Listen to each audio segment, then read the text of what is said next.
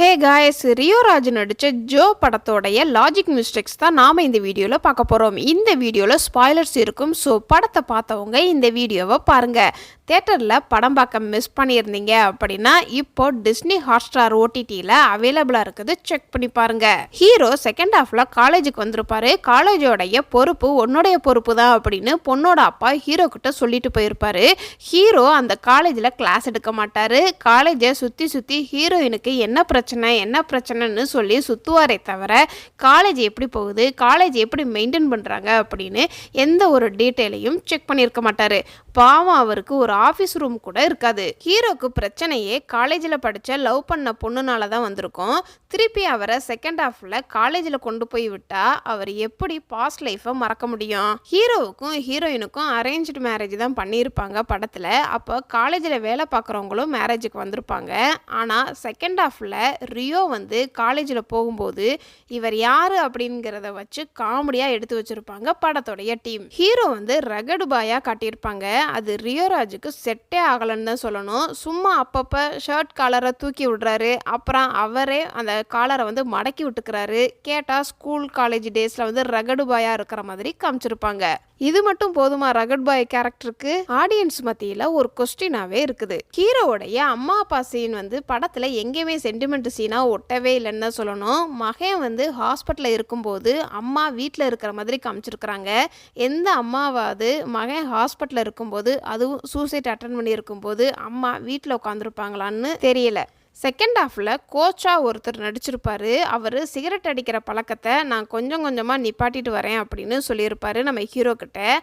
அவரை போய் ஒரு ஹீரோ வந்து ஃபோர்ஸ் பண்ணி சிகரெட் அடின்னு கம்பல் பண்ணி சிகரெட் அடிக்க வச்சுருப்பாரு நம்ம ஹீரோ.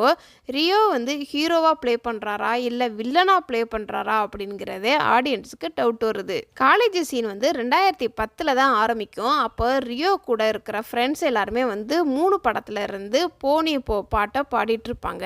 ஆனால் அந்த படம் 2012 தான் ரிலீஸ் ஆகிருக்கும். 2012 ரிலீஸ் ஆக போகிற பாட்டை எப்படி 2010 இருக்கிறவங்களுக்கு தெரியும்? டைம் லைனை மிஸ் பண்ணியிருப்பாங்க படத்தோடைய டீம். இந்த படத்தில் சார்லியோடைய சீன் வந்து 2-3 சீன் தான் இருக்கும். ஆனால் அவருடைய சென்டிமெண்ட்டு கூட ஆடியன்ஸுக்கு இம்பேக்ட் கொடுத்துருக்கும். ஆனால் செகண்ட் ஹாஃப் ஃபுல்லாக வர நம்ம செகண்ட் ஹீரோயினுக்கு எந்த ஒரு சீனுமே இந்த படத்தில் ஸ்ட்ராங்காக எழுதவே இல்லைன்னு சொல்லணும். படத்தோடைய பேர் ஜோன்னு வச்சுருப்பாங்க. பொதுவாக படத்தோடைய டைட்டில் வந்து படத்தோடைய கதைக்கு ஏற்ற மாதிரி தான் படத்தோடைய டைட்டிலே வந்து செலக்ட் பண்ணி வச்சுருப்பாங்க. அந்த ஜோங்கிற பேர் எந்த அளவுக்கு முக்கியமான ஒரு பேர் அப்படிங்கிறதுக்கான எந்த ஒரு எக்ஸ்பிளனேஷனும் சரி, டீட்டெயிலிங்கும் சரி படத்தில் சொல்லியிருக்க மாட்டாங்க. செகண்ட் ஹாஃபில் ஹீரோயின் ஒருத்தரை தேட சொல்லியிருப்பாங்க. ஃப்ரெண்டு கிட்ட ஒருத்தரை தேடுறதுக்கு ஒரு சின்ன எவிடன்ஸாவது நம்ம கையில் இருக்கணும், அப்போ தான் தேட முடியும். எந்த ஒரு எவிடன்ஸுமே இல்லாமல் அந்த ஆளை எப்படி கண்டுபிடிக்க முடியும்னு தெரில. அந்த ஃப்ரெண்டு ரொம்பவே பாவம்னு தான் சொல்லணும். ஆனால் நம்ம ஹீரோ மட்டும் கிளைமேக்ஸில் கண்டுபிடிச்சிருவாரு. எப்படி கண்டுபிடிச்சிருப்பாரு அப்படிங்கிறதுக்கான எந்த ஒரு டீட்டெயிலுமே இந்த படத்தில் வச்சுருக்க மாட்டாங்க. கிளைமேக்ஸ் சீனை லாஜிக்கே இல்லாமல் படத்தை முடிக்கணுமேங்கிறதுக்காக தான் படத்தை முடிச்சிருப்பாங்க. மொத்தத்தில் ஃபர்ஸ்ட் ஹாஃப் ஃபீல் குட்டாக இருந்தாலும் செகண்ட் ஹாஃப் போர்ஷன் வந்து ரொம்பவே ஃப்ளாட்டாக எழுதியிருப்பாங்க படத்தோடைய டீம். ஹீரோவோடைய ஃப்ரெண்ட்ஸ் ஆரம்பத்துலேருந்தே இந்த படத்தில் வருவாங்க. ஒரு கட்டத்தில் ஹீரோ வந்து காலேஜில் வேலைக்கு போகிற மாதிரி காட்டிடுவாங்க. ஆனால் ஹீரோவுடைய ஃப்ரெண்ட்ஸ் எல்லாரும் என்னென்ன பண்ணுறாங்க அப்படின்னு சொல்லாமல் இன்கம்ப்ளீட்டாக விட்டுருப்பாங்க படத்தோடைய டீம். இந்த படத்தில் காலேஜ் பாட்டு ஒன்று வரும். அதில் கண்டினியூட்டி மிஸ்டேக்கும் பண்ணி வச்சுருப்பாங்க. இந்த சீனில் எல்லாரும் ஷர்ட் பட்டனை கலட்டி விட்டு ஷர்ட்டை வச்சு ஒரு ஸ்டெப்பு போட்டு இருப்பாங்க. அதுக்கப்புறம் ஹீரோவுடைய ஷர்ட் மட்டும் ஓப்பனில் இருக்கும். மற்ற எல்லாரோடைய ஷர்ட் பட்டன் வந்து மாட்டி வச்சுருப்பாங்க. அதுக்கு அடுத்த ஃப்ரேமில் எல்லாருடைய ஷர்ட் பட்டன் வந்து கலந்துருக்கிற மாதிரி காமிச்சிருப்பாங்க. இதெல்லாம் இந்த படத்தில் நான் நோட் பண்ண சின்ன சின்ன லாஜிக் மிஸ்டேக்ஸ். இதை தவிர நீங்கள் ஏதாவது நோட் பண்ணியிருந்தீங்க அப்படின்னா கமெண்ட் செக்ஷனில் கமெண்ட் பண்ணுங்கள்.